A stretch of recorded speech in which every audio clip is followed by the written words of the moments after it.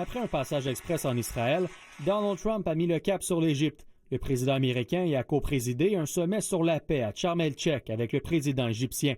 Une vingtaine de dirigeants mondiaux, dont le premier ministre canadien Mark Carney, y ont participé. Together we've achieved what everybody said was impossible. At long last, we have peace in the Middle East, and it's a very simple expression. Mark Carney a multiplié les rencontres lors de son passage en Égypte afin de discuter des prochaines étapes pour assurer l'acheminement de l'aide humanitaire, la sécurité et la reconstruction de la bande de Gaza.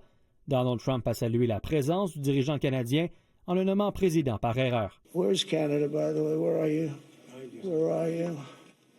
He knew the importance of this. He said, I want to be there.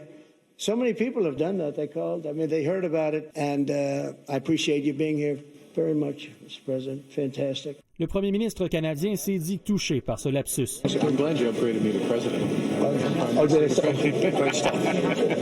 It's good. I started.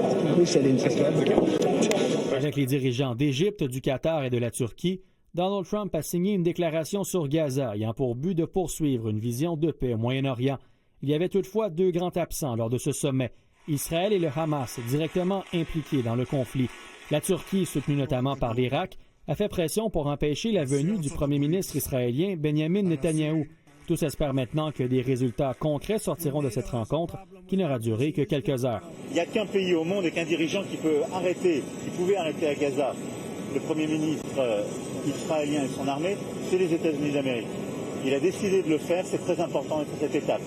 Maintenant, les prochaines étapes doivent continuer de s'écrire. Une position partagée par le premier ministre britannique Keir Starmer, qui souligne que les prochaines étapes doivent maintenant s'enclencher. The challenge now is tomorrow and implementation, and therefore, yes, today is historic, but what happens tomorrow really matters. Cet accord de paix à Gaza pavera-t-il la voie à la résolution d'autres conflits à travers le monde, comme en Ukraine? C'est le souhait du chancelier allemand. Nous espérons que le président américain se joindra désormais à nous pour exercer sur le gouvernement russe l'influence qu'il a exercée sur les partis impliqués dans la région.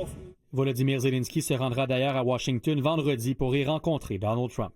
Étienne Malouin, TVA Nouvelles.